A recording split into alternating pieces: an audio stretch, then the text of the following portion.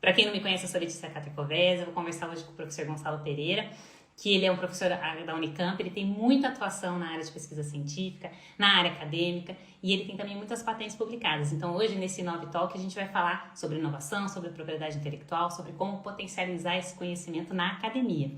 E, se você não se inscreveu ainda, tem o Jornada Descomplicando Patentes, em que eu vou explicar mais sobre esses conceitos e processos de patentes e vou ensinar onde você pode encontrar as informações de documentos de patente, que é tão importante para o meio acadêmico, para as empresas, enfim. Hoje mesmo eu tive uma demanda na minha rede social que uma das pessoas queria saber como que ela faz para encontrar essas informações.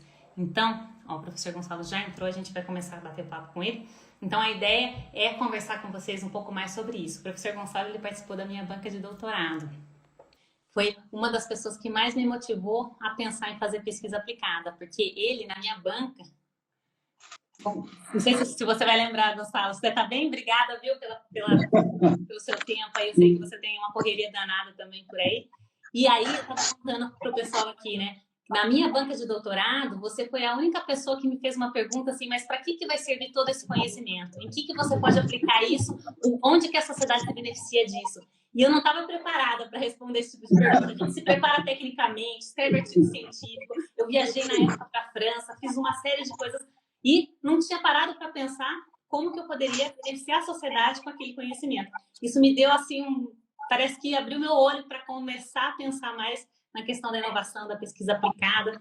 E aí meu pós-doc já foi um pouco mais aplicado. Depois eu fui para a indústria, daí eu já fui para a área de patentes, e aí vi que, de fato, vale muito a pena a gente conseguir pensar na inovação e potencializar esse conhecimento que a gente tem, né? Então, acho que, assim, te agradeço demais a presença aqui e queria até que você contasse um pouco da sua história, como que você entende tudo isso, como que você consegue também fazer a diferença, porque a gente viu, né, você agora é top voice do LinkedIn, tem uma série de publicações, patentes concedidas, inclusive, né, que eu acho que é isso que é importante, a gente não ter só um índice de inovação, né, tem lá trocentas patentes, mas sem ter, de fato, a concessão, alguma coisa que faça diferença para a sociedade. Então, eu queria ouvir de você. Conta um pouquinho para o pessoal a sua história. Tá bom. Você está me ouvindo bem, Letícia? Perfeitamente. Tá. De primeiro, pedir desculpa aí pelo atraso. Eu sou completamente analfabeto nas redes sociais. Eu só uso o LinkedIn, que é o mais simples. Bom, de qualquer maneira, eu te agradeço muito. Eu acho que você está trazendo uma discussão muito importante, né, para o país. Eu vi o curso que você preparou e as palestras que você tem organizado. Eu acho que isso é fundamental e é o que falta ao país. Se a gente quiser se tornar um país desenvolvido, realmente é o nosso destino, tem que ser o nosso destino. Nós somos grandes demais para ser pequenos, né?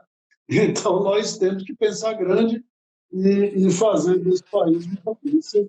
E a gente não vai conseguir isso sem desenvolvimento tecnológico. Eu vou contar rapidamente um pouco da minha história, né? Mas é o seguinte: eu, quando penso na minha trajetória, né? Eu não acho que ninguém vê. A gente tem que ver o que os outros fazem, né? Mas cada um tem que construir a sua história. Isso eu acho que é o mais importante. E eu diria o seguinte: eu tenho uma carreira e uma trajetória que eu chamaria de definitiva, sabe? Se você me perguntar se eu tinha planejado, preparado, eu posso te contar a minha história, mas é tudo blá, blá, blá. E a coisa foi acontecendo.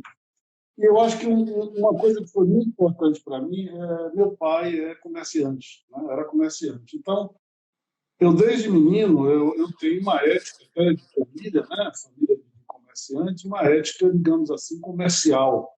Eu sempre me interessei muito por ciência, sempre gostei muito de entender como as coisas acontecem, né? Como é que elas são. Mas, ao mesmo tempo, eu sempre pensei que aquela minha curiosidade deveria trazer, né, algo que pudesse ser importante para a sociedade, né? Porque eu me lembro bem quando a gente fez o genoma da Xylella fastidiosa, que foi uma coisa maravilhosa, ensinou o Brasil a fazer genoma, né? Foi um programa incrível.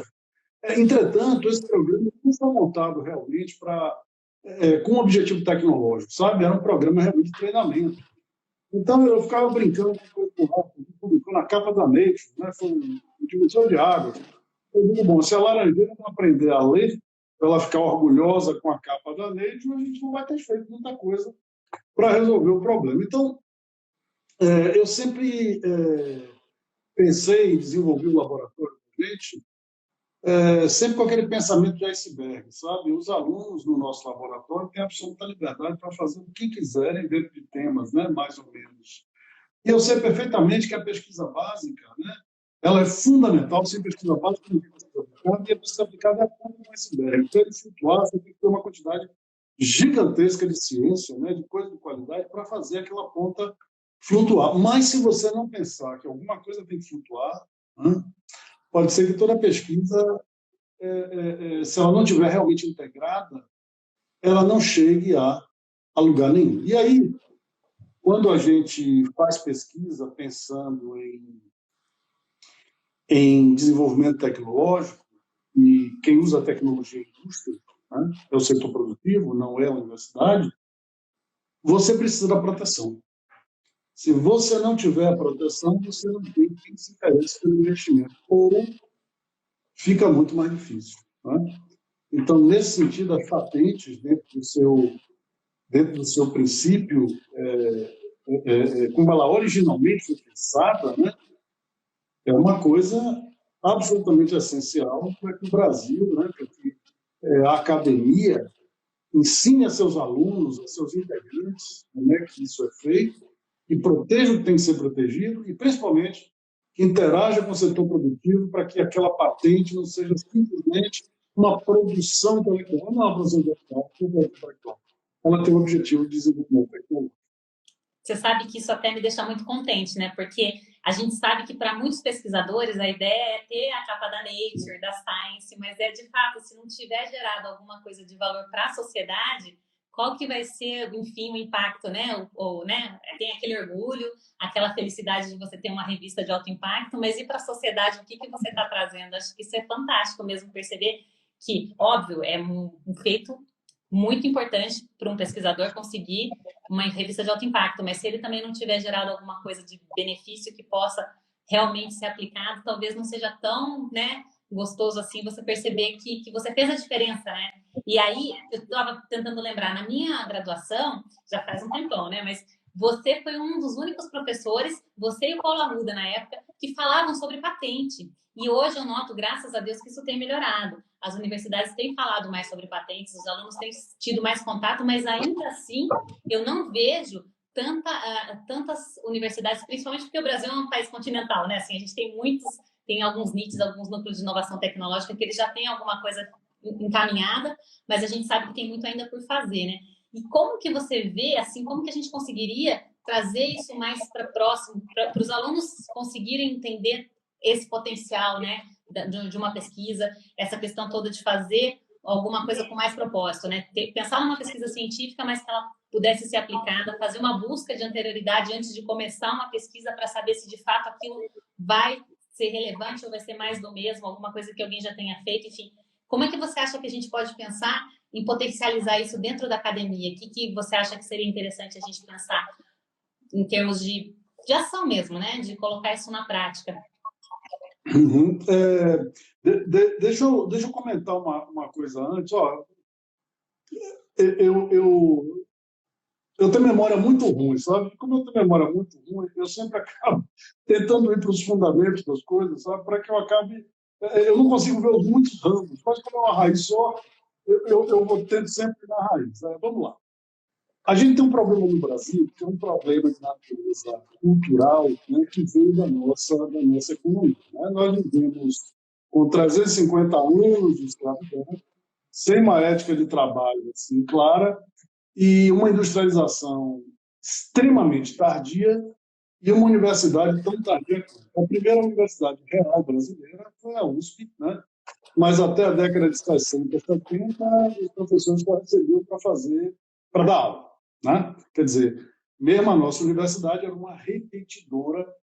Só que o Brasil é uma coisa incrível, um fenômeno que a gente já tem que estudar. Eu acho que nós estamos vivendo mares nunca antes navegados, e o Brasil, para ser potência, tem que trilhar um caminho próprio. Mas não tem ninguém para repetir. Ele tem que olhar um, olhar outro, mas não tem que ser, né, repetir e seguir um caminho próprio. Então, o que aconteceu? Quando a gente fez a universidade, é incrível que o Brasil passou da década de 60, 70 a começar a ter doutorado, pós-graduação, que hoje nós somos uma potência científica, né? Só que quando a gente olha no mundo, né, tem uma coisa muito interessante. Com a Revolução Industrial, apareceu a classe do trabalhador. E a classe do trabalhador sempre confrontou com a classe do industrial, né, do capitalista e tal. Então, o capitalista, meio para se livrar do trabalhador, né, de forma bem simplista, ele resolveu inovar. Pô, deixa eu fazer uma máquina, ao invés de Ford, pô, é uma desgraça. Cada vez que eu contrato 2 braços, tem um cérebro junto. Então, os caras, para, né, se livrarem do trabalho, ou aumentar a produtividade, essa coisa toda, eles resolveram inovar, desenvolver novas máquinas, novos equipamentos, novos princípios. E como é que eles resolveram fazer isso? Bom, aqui agora eu preciso de cérebro. Ninguém tem cérebro na universidade. Então, desenvolveu-se, né, nos Estados Unidos, das universidades de pesquisa. Você tem também na Europa, né, mais ou menos a mesma linha.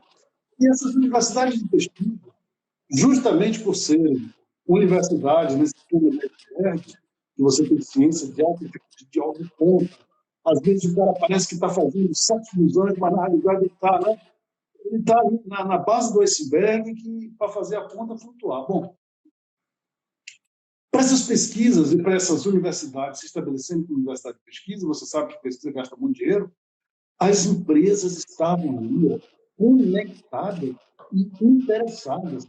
Me mostre uma empresa grande que não tenha vindo desse esforço universitário. Né? Bom, o que acontece no Brasil, de novo, com essa coisa tardia de gente, é que nós fizemos universidade de pesquisa, só que nós fizemos uma série de legislações que impediam, na prática, ou dificultavam demais, a empresa de interagir com a academia. Então, a pergunta que se faz é: para que eu vou fazer patente, né, com inovação, se eu não tenho interação com a academia? Vou dar um exemplo dos Estados Unidos, né, que aí a gente... Quando você olha o CRISPR, por exemplo, né, que é talvez uma das patentes mais valiosas, existem os chamados heróis do CRISPR, que eram os caras da pesquisa básica. Nenhum deles participa da patente, nenhum deles participa do ganho econômico. Mas sem a pesquisa dele, né, de novo, o esquema do iceberg, você não teria conseguido chegar lá.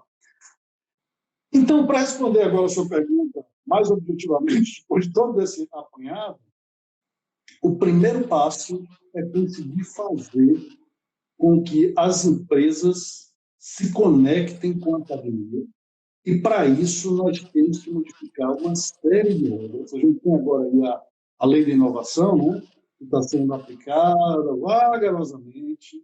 Uma série de procuradorias jurídicas impedem a aplicação prática disso. Nós temos que entender, né, que um professor rico, ele é um exemplo e não um problema, não é? Se você olhar esse caso que eu estou dizendo do CRISPR, os caras estão milionários, bilionários, né? E o que acontece com as universidades de onde saíram e tal? Os alunos todos ficam querendo, pô, quem sabe uma hora dessa não tem CRISPR para ser... Então, eu tenho a impressão que se a gente faz essa conexão, academia, empresa, o resto vem...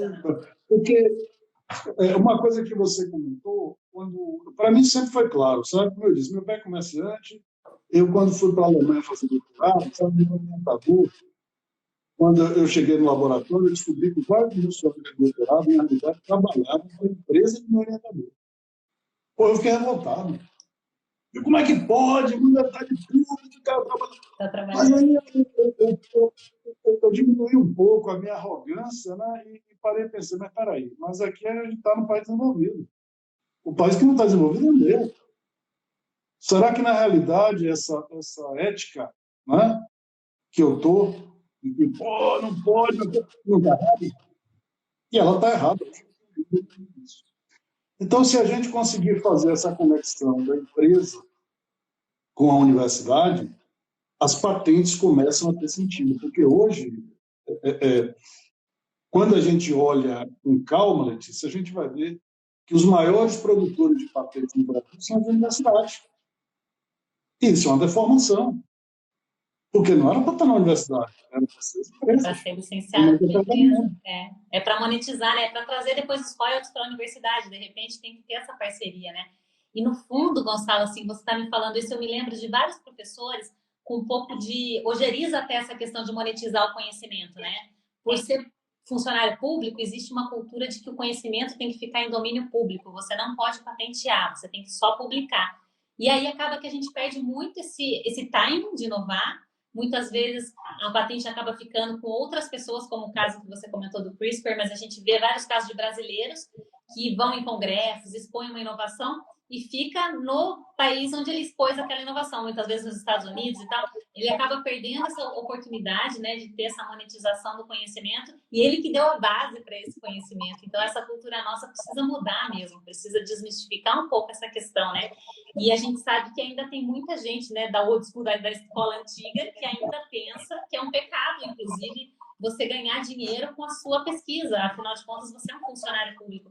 E a gente vê que, graças a Deus, isso tem mudado um pouco, né? Tem alguns cases de sucesso em que o professor da universidade faz uma parceria, consegue royalty para a universidade e para o próprio laboratório, porque não é barato manter um laboratório, né? A gente tem muitos reagentes caros, tem muitos equipamentos caros.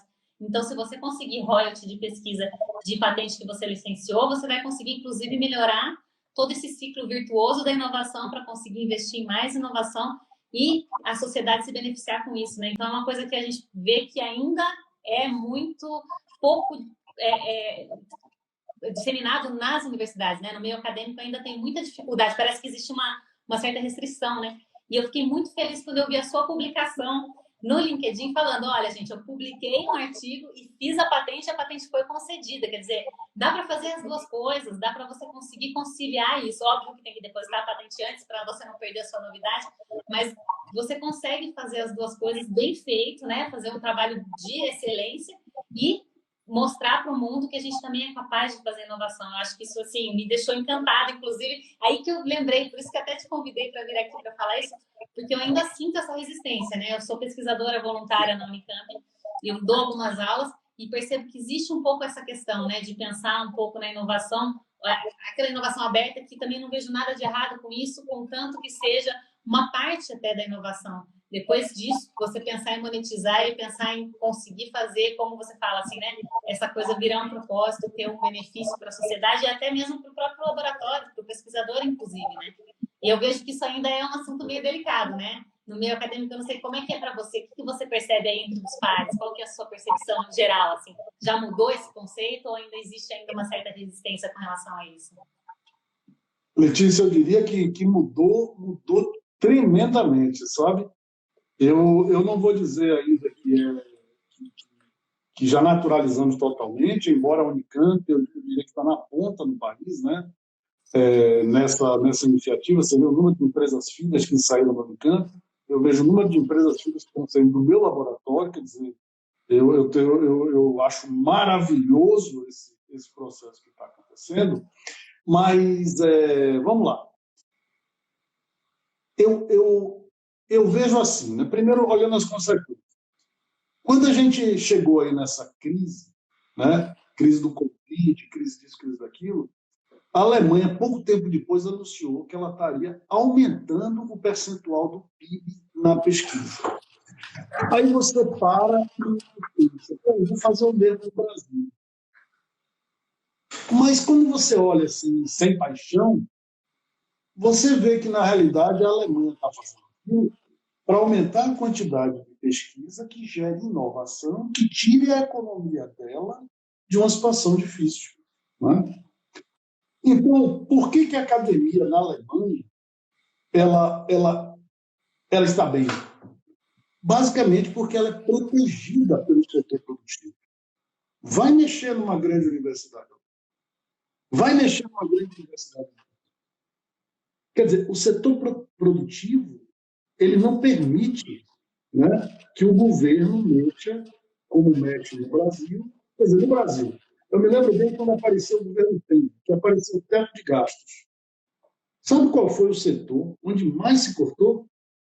Ciência e tecnologia. O único orçamento que foi maior o corte do que o de ciência e tecnologia, sabe qual foi? O da vice-presidência da República, porque não existia mais. porque ele já era vice-presidente, né? Ele assumiu, então não tinha mais vice-presidente. Né? Então, eu vi o orçamento, eu fiquei chocado. E não adianta cientista ir para a rua, não adianta, porque o que protege a academia em países desenvolvidos é o setor produtivo, a necessidade que a academia tem para o setor produtivo. Tanto que o governo, e essa bobagem que o governo só atrapalha, é bobagem, porque você vê no governo todos os países desenvolvidos a modalidade da economia tecnológica, onde o governo gasta uma quantidade gigantesca de recursos, né, para fazer com que a academia desenvolva determinados recursos que eles consideram que é fundamental para a economia do país. Então, hoje eu percebo, e eu venho tentando isso há muito tempo, que os recursos, essa falta de proteção da academia pelo setor produtivo, iria nos levar a uma redução de recursos muito significativa, e isso realmente está acontecendo. Você vê o CNPq com corte, o CAPES com corte, a própria FAPESP por um triz não houve um corte de recursos muito grande. Né? O que hoje em dia existe de recursos para pesquisa? Os fundos constitucionais de petróleo, de energia elétrica, quer dizer, onde tem empresa e onde as pesquisas a serem feitas têm que ter, de alguma forma, interesse empresarial. Então, você já comentou aí, a produção de patente não é de forma alguma incompatível com a publicação do artigo científico, muito pelo contrário. Né? O que você tem que ter é um olhar para a sua pesquisa para tentar identificar de onde é que naquela pesquisa você consegue capturar um valor que vai retornar para a universidade. Né?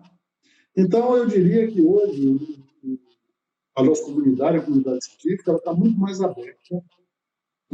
aberta a esse tipo de proposição, entendendo o seguinte, sabe? O que são empresas? Empresas são geradores de emprego, empresas são geradores de riqueza, empresas é a parte sensível da economia, é o que as pessoas realmente percebem, se interessam. E tem algum case assim que você consegue contar com relação ao que você já fez dessas pesquisas, dessas parcerias? Tem alguma coisa que você acha que seria interessante para comentar? Como se fosse até uma maneira de estimular mais esse tipo de interação. Tem alguma situação que você pode compartilhar com a gente para animar o pessoal? Tem sim, eu posso comentar, tem algumas situações assim, deixa eu comentar uma bem recente, que ainda está em andamento, pode não dar em nada. Depois eu comento uma que já deu, tá bom? Quando começou essa pandemia, obviamente todos nós estamos muito preocupados e eu, em algum momento, já no início, né, primeiro eu digo, não, isso não deve ser tão grave assim, eu comecei, mas chegou num determinado momento eu percebi o tamanho do negócio, sabe? Eu percebi o tamanho do negócio, eu digo, meu Deus do céu, isso é um negócio que não vai terminar esse ano, não vai terminar o ano que vem, e isso ainda pode ir muito longe, e aí a gente decidiu, eu chamei meninos, né, pessoal, e aliás, ter gente boa é o nome do jogo, gente boa é o nome do jogo, tá? Eu digo, pessoal, por que a gente não pega a levedura, que é um negócio super barato, e desenvolve um sistema de detecção de coronavírus, que o sujeito chega em casa, cuspa, como se fosse aquele sistema de gravidez, sabe? O sujeito chega e tal, cuspa no papelzinho, né? E de manhã ele sai do seu contaminado. O pessoal adorou. O pessoal adorou e dois alunos meus, né? Quer dizer, um pós-doc, o Felipe e a Carla, aluno de mestrado, eles pegaram o negócio, eu dei algumas ideias, né, baseadas em patentes anteriores que a gente tinha de então, mas aí eles foram pegar e desenvolver uma nova estratégia, e aí eu disse o seguinte, vamos patentear. É uma patente conceitual, a gente tem tempo para mostrar os experimentos, mas o fato é que se a gente quiser investidores investindo nessa nossa ideia, a gente tem que estar com ela protegida, porque senão o investidor não vem. Bom, Letícia, dito e feito, nós conseguimos submeter a patente, logicamente, você sabe que a patente demora. Estamos publicando, foi aceito a semana passada no artigo, de revisão, explicando conceitualmente uma revista super legal. Acho que já daqui a uma ou 2 semanas eu devo colocar no LinkedIn. E conseguimos uma parceria com uma startup, que saiu do próprio laboratório da gente, e conseguimos um financiamento da FINEP de R$500 mil para o desenvolvimento da ideia para ela se tornar efetivamente um produto. E já recebi uma quantidade enorme de interessados na inovação. Aí você pergunta, mas você tem certeza que vai dar certo? Não. Então pode dar errado. O risco de errado é grande. Agora, eu te digo o seguinte, eu vou dar o meu melhor, nosso time vai se empenhar ao máximo para que a gente consiga fazer um teste que custe alguns centavos para que todas as pessoas possam saber e se proteger e proteger os seus, que me parece, Letícia. E eu não quero de forma nenhuma, me parece que esse vírus tem um padrão, né? Sendo um vírus de RNA, você sabe disso, a replicação, a RNA replicada não tem sistema de reparo, isso é uma das estratégias do vírus, quer dizer, ela gera muitas variantes, e a chance de variantes superarem vacinas, né? É aquela história a teoria não, do Red Queen Theory, a teoria da Rainha Vermelha, né? Você tem aquele livro Alice no País do Espelho, e a Alice está correndo da rainha, que quer cortar a cabeça dela, e aí, quando ela corre, ela olha para o lado, a árvore correndo, está tudo correndo. Então, você corre para não sair do lugar. Essa é exatamente a relação, né, do patógeno com a sua vítima, né? A vítima desenvolve uma estratégia, o patógeno. Então, é uma corrida. E a gente saber como é que a gente está nessa corrida, através de sistemas baratos, simples, que você possa fazer em casa. Aí, Patrícia, Letícia, você pode perguntar assim, peraí, mas você já publicou e tal, será que as pessoas não vão roubar a sua ideia? Aí eu vou te dizer, Letícia, tomara que roubem. Tomara que roubem, que eles fiquem... ele desenvolva esse negócio e que a gente tenha esse tipo como é que se diz? De exame, né, disponível para o mundo inteiro. E essa é um dos objetivos da patente. Devolver para a sociedade, né? É isso mesmo. Exatamente. Isso aí é... Eu queria agora pegar 2 minutos para contar uma outra história. Essa aí é futuro, mas eu espero que dê certo. Eu também vou ficar na torcida.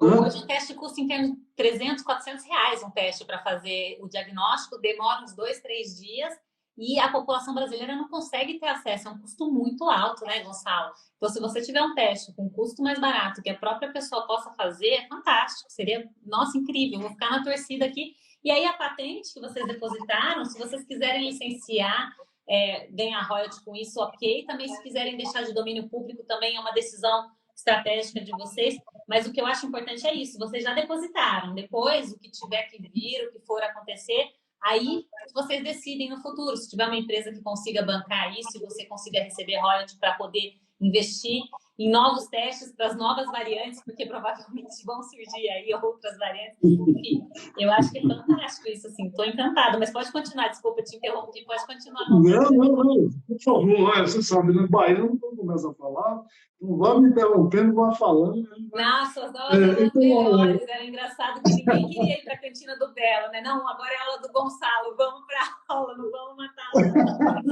Era muito bom, porque a gente ia para o laboratório, inclusive, né? Eu me lembro exatamente das suas aulas, assim, em loco mesmo, não era só a teoria, né? É colocar a mão na massa, fazer clonagem, e foi aí, a partir daí que eu decidi fazer doutorado em biologia molecular, porque eu me encantei mesmo com essa coisa, né? De entender na prática. Então, assim, acho que pode continuar contando história, que eu até volto alguns anos atrás, na minha graduação, que a gente ficava encantado, ficava todo mundo assim quietinho durante a aula, só ouvindo e entendendo tudo que estava acontecendo lá. Mas, enfim, eu queria até entender um pouco mais, assim, porque no seu caso, eu vejo que a sua equipe, o seu time está bem engajado e bem envolvido nessa questão da inovação.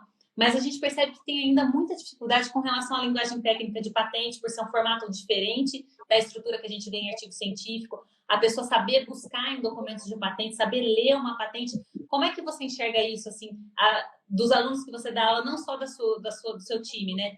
Tem alguma coisa que você acha que é interessante a gente pensar para melhorar isso, para também desmistificar toda essa questão? Eu acho, particularmente, que uma patente é muito mais fácil do que um artigo científico. Uma redação de uma patente, na minha percepção, é muito mais fácil. É um documento meio específico, um pouco chato até, um pouco prolixo.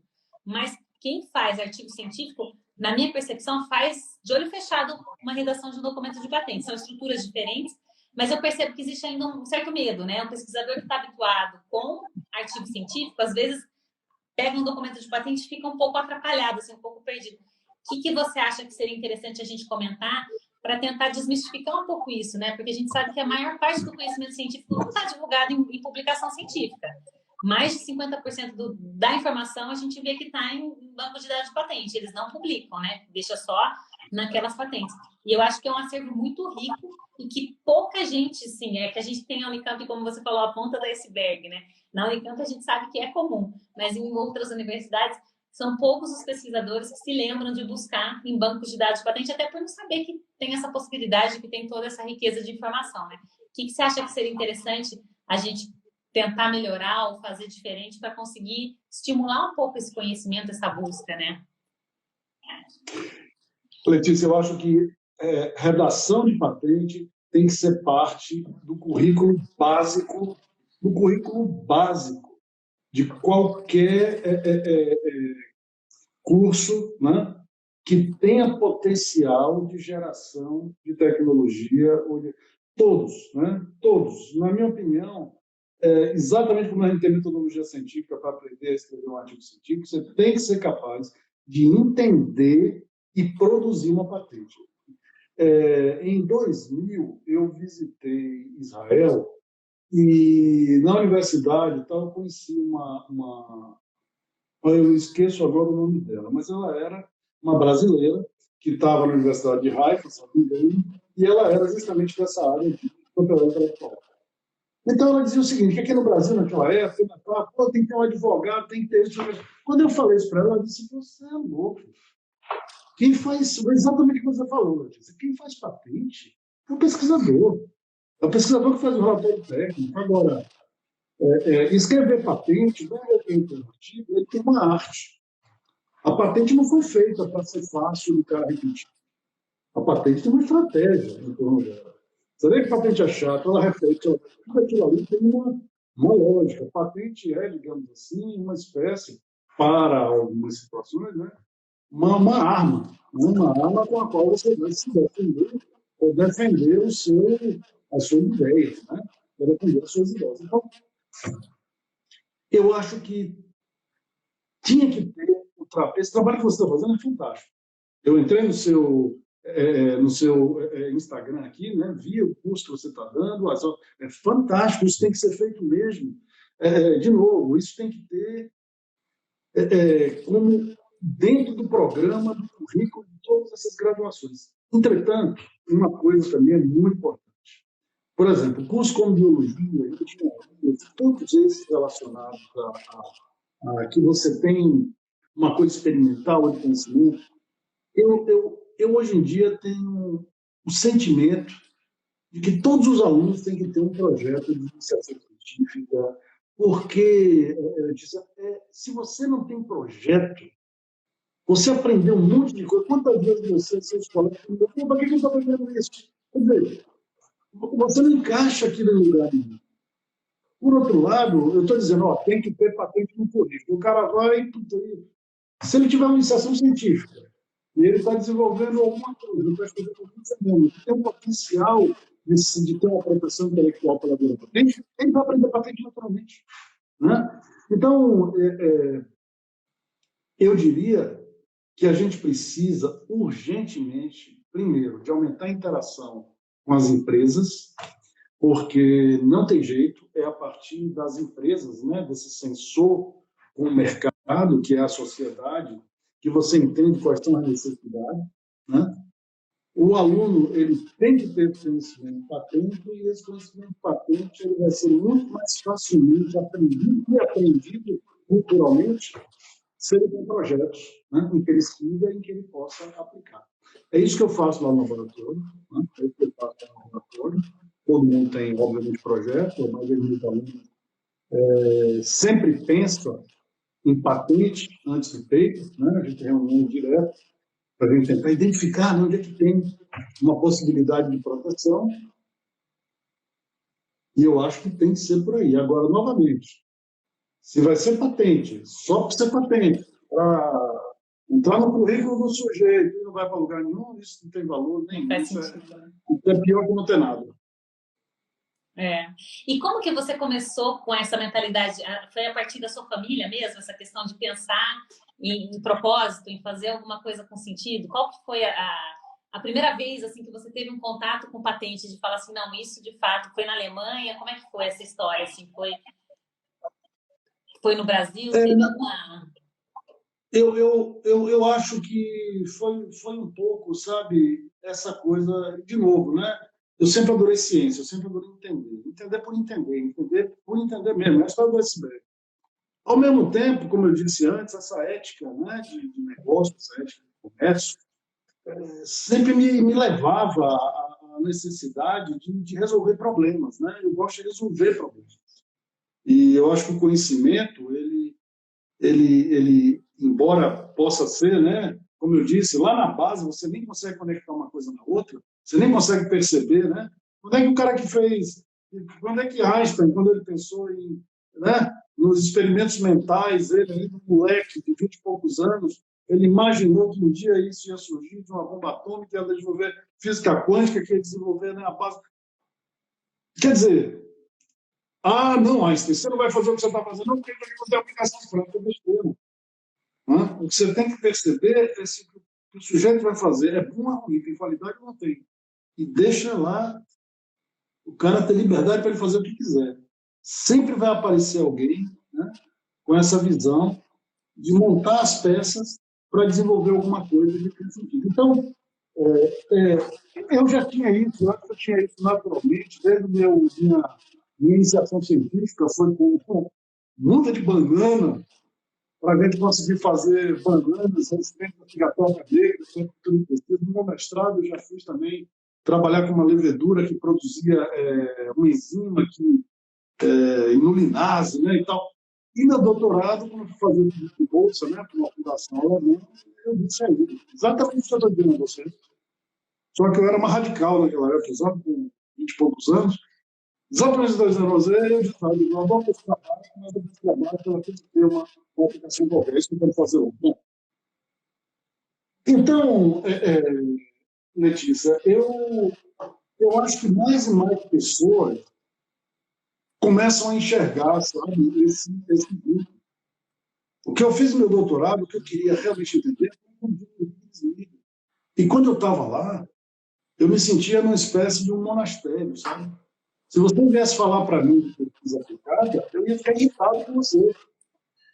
Porque você está me fazendo perder tempo que era precioso para mim, para entender como é que os genes ligavam e desligavam. Pô, estou falando uma bobagem. Era assim que eu ia reagir, como eu reagi. Quando eu vi oferecer um emprego, eu fiquei tão puto com o cara, sabe, que ele estava tirando meu foco. Eu queria entender como é que o gene liga e desliga. Então, só para dizer para você que não é incompatível o amor à ciência básica, o interesse por aquilo, né? Pois é, agora, por outro lado, aí eu vou comentar um projeto. Por outro lado, esse amor por entender como as coisas funcionam, quando a gente é capaz de utilizar, né, esse amor pela ciência, pelo amor pelas pessoas, né, para resolver problemas de natureza real, como esse caso, por exemplo, da Covid, que eu comentei com você, por que eu quero? Eu quero um teste parado que todas as pessoas possam fazer. Ponto, é isso que eu quero. Ou se for roubado, ótimo, maravilhoso, resolvi, cumpri minha missão, é isso que eu quero. Bom, eu comentei, né, quando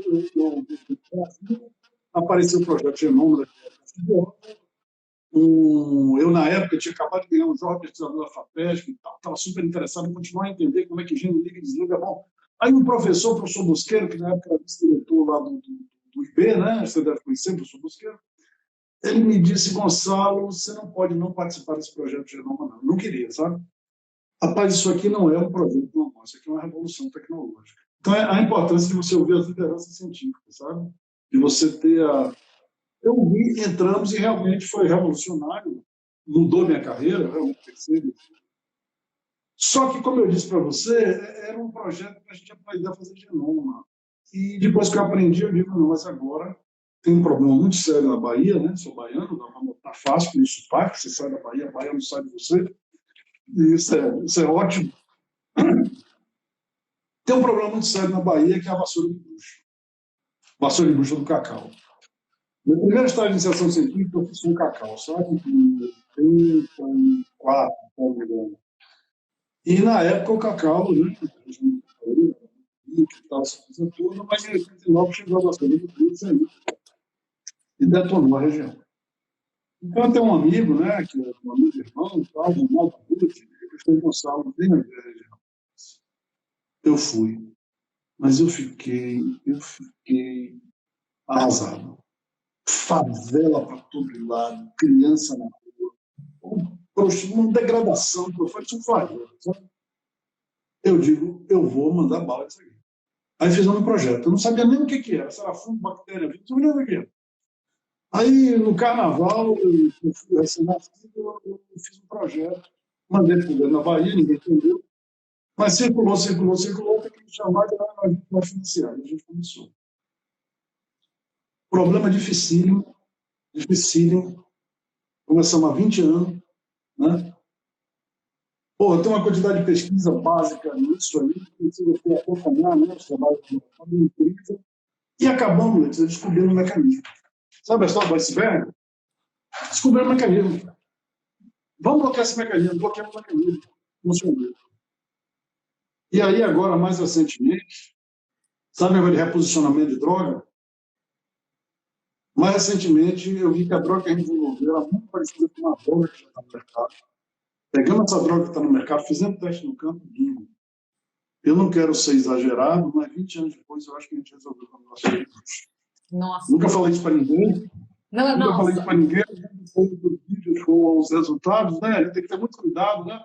Para não ser uma cloroquina. Então a gente tem que tomar muito cuidado com esse tipo de coisa, né? Mas eu diria o seguinte: eu acho que a gente resolveu, né? E não teria feito isso sem ter uma quantidade gigantesca de pessoas trabalhando em todas as direções, porque a gente nunca sabe onde é que vai estar, né? O que a gente tem é que na hora que a gente encontra, a gente, né, começa a conectar, fazer e tal. Então, eu diria, Letícia, que, de novo, a gente descobrindo essa solução, a última coisa que eu penso eu quero é que o campo, sabe? Porque, além de tudo, o cacau ele é plantado na Bahia, embaixo da Mata Atlântica. O pessoal cortou muito a mata para ter mais luz e tal. Se esse negócio realmente funciona do jeito que eu acho que funciona, a gente recupera a Mata Atlântica no sul da Bahia. É maravilhoso.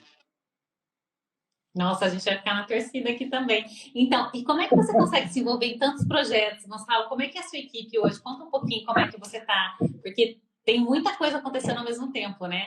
De Covid, a vassoura de bruxa, e você também é bastante atuante em várias outras áreas, né? Eu sei que você acaba fazendo parceria com outros professores, acho que isso agrega muito para a pesquisa também, né? A gente consegue ter outro olhar que o pesquisador às vezes não tem, você consegue ter, porque você já está envolvido em outros assuntos, né? Como é que funciona essas colaborações, essas parcerias? Conta um pouquinho essa integração que eu acho que é imprescindível na ciência também, né? Tanto na propriedade intelectual quanto na ciência. Conta um pouquinho para a gente essa questão toda. Como é que você consegue esses braços todos? Na realidade, Letícia, é a coisa mais fácil do mundo. A primeira coisa para você fazer isso é ter memória ruim. Como eu tenho memória realmente muito ruim, eu não me envolvo em detalhe. Eu só me envolvo, né? No macro. E na base do negócio, sabe? E é exatamente como uma árvore gigantesca. Se você uma árvore gigantesca, ela passou por uma raiz que às vezes nem é tão grande assim, pelo na base dela. Então, eu tento me concentrar ali e sempre pensar estrategicamente, né? Porque eu acho que ainda mais, sabe? Eu não podia fazer isso, talvez, há 20 anos atrás. Né? Mas chega uma hora na sua carreira que eu brinco sempre com os meninos, com o meu pessoal, eu digo, olha, eu tenho 2 braços e 1 trilhão de neurônios. Então, para eu fazer meus trilhões de neurônios funcionarem, se eu for para o laboratório arquitetário, né, eu vou estar perdendo, jogando fora uma experiência desses anos todos. Então, eu diria o seguinte, a primeira coisa, se eu tiver que fazer uma receita de bolo, que só dá para fazer agora, porque como eu te disse, foi tudo muito intuitivo, mas alguns princípios assim, sabe? Primeiro é propósito. Você tem que ter propósito. Você tem que, não tem vento bom para quem não sabe onde quer chegar. E meu grande propósito é realmente participar de forma significativa para o desenvolvimento do Brasil, que, na minha opinião, é uma experiência humana. Né? O Brasil é uma experiência humana. E eu quero participar do desenvolvimento desse país de forma significativa, fazendo com que as pessoas tenham vida digna. Isso realmente me importa. Bom, segundo, selecionar os alunos, né? Selecionar né? O time de primeira. E uma terceira coisa que eu diria que é muito importante, o resto acaba sendo consequência dessas 3 coisas, nós temos que fazer divulgação científica. Não sei se os colegas que nos ouvem ou que vão nos ouvir, não adianta nada eu publicar um artigo numa revista maravilhosa, não adianta nada se eu não conseguir traduzir o que eu publiquei para o grande público, né? Para que lá alguém perceba, por sinal que não interessa. Então, Letícia, eu diria o seguinte, fazendo essas 3 coisas e a divulgação, quando eu comecei a fazer isso, a primeira coisa que eu verifiquei é o seguinte, algumas empresas começaram a me procurar. Tá? A minha primeira patente, e aí eu fiquei espantadíssimo, porque a Unicamp era muito conhecida pelas patentes e tal, só que a minha primeira patente foi a 8ª patente da Unicamp a ser licenciada. Aí eu parei e pensei, eu digo, mas peraí, só tem 8 licenciadas? E o resto? Aí que eu comecei a me chamar a atenção, foi em 2000, sabe? Lá atrás. Bom, beleza. Aí as empresas começaram a me procurar. Começaram a me procurar para apresentar os problemas delas para a gente tentar resolver. E aí a coisa começou a andar. Né? Um problema aqui, outro problema ali, outro problema lá, outro problema lá. E, como eu disse, eu sempre olho a essência das coisas. Qual é a essência de qualquer coisa de natureza biológica? É um reator representado pela célula. Né? Se eu entendo uma célula, eu posso trabalhar com qualquer coisa. Se eu entendo o funcionamento, né, até antes, melhor que uma célula de uma entidade biológica, porque o vírus não é, né? O vírus é uma espécie de pendrive, uma entidade biológica, eu consigo mexer com qualquer coisa.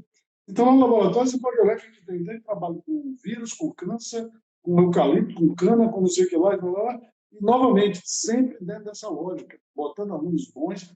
A única coisa que eu geralmente faço é o seguinte, é o projeto. Faço projeto.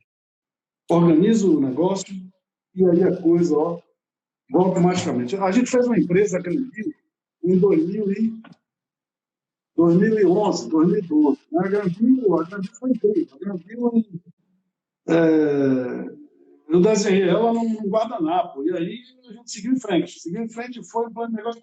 Quando a gente viu, a empresa já estava com um valor, né, de mercado estimado em quase 4 bilhões. Né? E não tinha nem começado. A empresa de etanol de segunda geração, que agora está até fazendo um IPO. Né?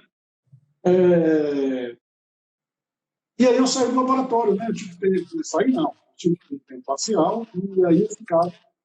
E foi interessante que foram anos que a gente foram os anos mais produtivos. Eu até ficava, tipo, como laboratório sou eu. Quer dizer, na verdade, depois que a gente montou o esquema, né, dentro desses princípios, propósito, gente boa, e cada um sabe o que é que faz, sua missão, o negócio vai, né? Isso é Automático. imprescindível, né? Eu acho que é isso que faz, de fato, a coisa funcionar, né? Não depende de você. Eu acho essa autonomia muito legal, porque as pessoas, às vezes, dependem muito daquela anuência, né? De ser orientado. Você acaba estimulando e potencializando o conhecimento que a pessoa já tem, né? Você vai instigando que a pessoa consegue fazer a coisa acontecer, independente de estar presente ou não. Isso eu acho fantástico. Assim, a gente tem mais 9 minutinhos só, e eu queria só finalizar com uma pergunta que me fizeram quando eu divulguei a live. Eu coloquei uma frase que você tinha falado que você quer ainda viver para ver o Brasil ser um país desenvolvido, né? Eu achei fantástico isso. E aí, veio uma pergunta com o seguinte escopo, assim, o que a propriedade intelectual pode fazer, né? Quem atua com a área de propriedade intelectual pode pensar e pode melhorar e pode tentar fazer para ajudar o nosso país a se desenvolver, né? Que a gente sabe que é importante, tem toda uma questão econômica envolvida, né? A questão social, inclusive. Aí, queria saber de você, assim, o que a gente que atua com propriedade intelectual, o que você diria para esse pessoal, para que a gente consiga também ajudar a ver o nosso país se desenvolver antes da gente morrer, né? Achei legal isso, assim, eu quero morrer vendo o Brasil um país desenvolvido, achei fantástico. O que você acha que seria um recado para as pessoas que querem atuar na área, ou que já atuam na área, para que a gente consiga fazer esse país crescer com a propriedade intelectual? Eu acho que uma das coisas é essa que você está fazendo, essa divulgação. Essa divulgação. Uma coisa, Letícia, que é muito importante é a gente começar a ter doutores nas empresas, sabe? Na minha visão, todas as empresas de um determinado porte tinham que ter um doutor ali, né? Você sabe perfeitamente o que significa, né, a atividade acadêmica. É uma atividade altamente estressante. Você for um profissional de altíssimo nível, de alto desempenho, essa coisa toda, e um cara preparado para resolver problemas de complexidade. As empresas têm que gerar patentes. As empresas têm que se associar à universidade para gerar patente do interesse dela, para que elas possam, né, gerar uma barreira de entrada para aquela atividade que ela vai desempenhar, né, aumentando a agregação de valor que ela faz, mas ela não vai conseguir fazer isso. Ela não vai conseguir fazer isso se ela não tiver a pessoa preparada para isso dentro da empresa. É uma ilusão. Né? Você vai numa feira, você encontra os caras geniais, os inventores geniais, aquele negócio de lata. O cara vai. Nada daquilo está patenteado, e muitas daquelas coisas poderiam ser patenteadas. Você quer ver um exemplo? A China, olha o que a China fez. Né? Olha o que a China fez. A China é realmente incrível. Primeiro, investiu na universidade, jogou a empresa junto com a universidade, mandou-lhe bala. No começo copiava tudo, porque tem bomba atômica, tem força, né? Pode se proteger disso aí. Mas agora...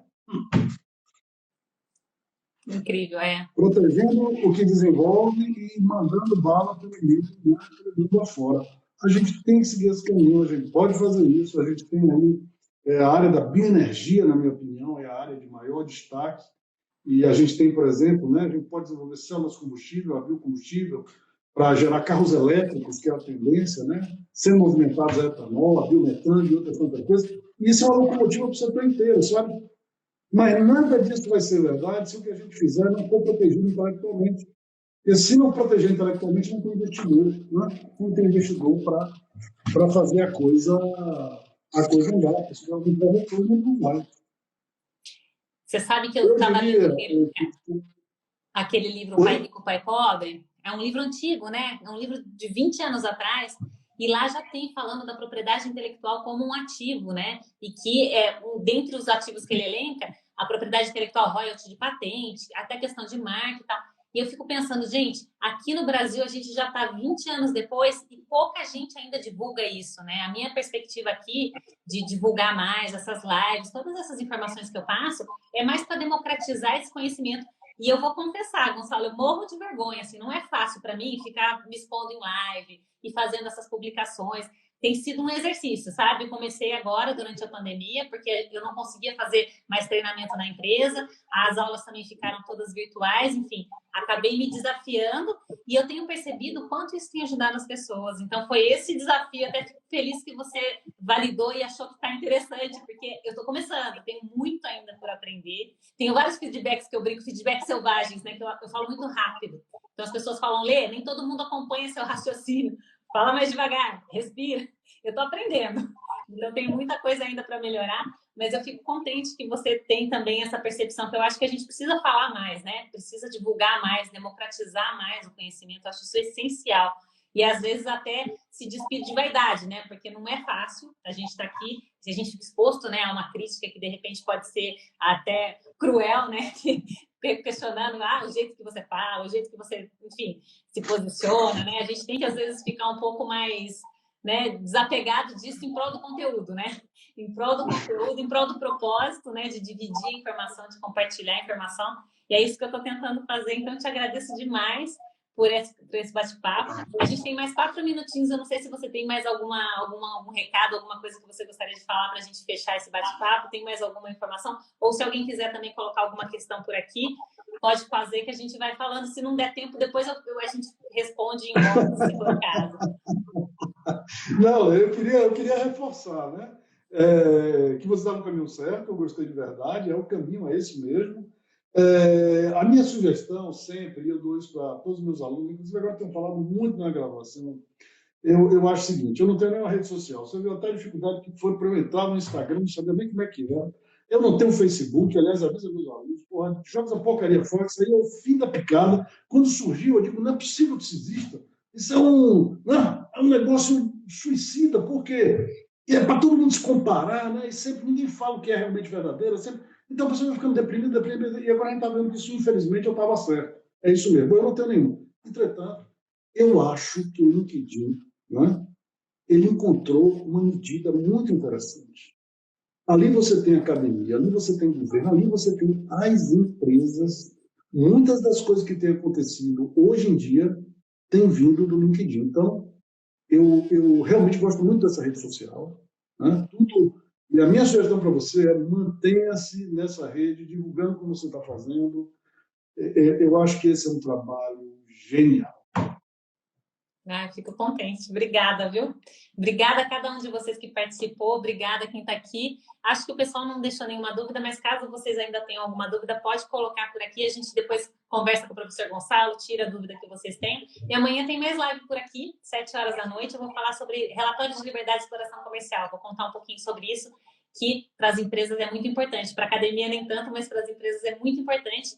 E os dois têm como base a busca em documentos de patentes. Então, no fim, acaba casando, né? Quem souber fazer uma boa busca de anterioridade vai saber fazer um bom relatório de liberdade de exploração comercial, vai saber fazer um documento de patente, enfim, vai ter muita coisa a ganhar por aí. Muito obrigada mesmo a cada um de vocês. Gonçalo, obrigada de coração por tudo mesmo, viu? Eu fico à disposição. Um super beijo e até amanhã, então. Até mais, pessoal. Até amanhã, um abração. Tchau, tchau, pessoal.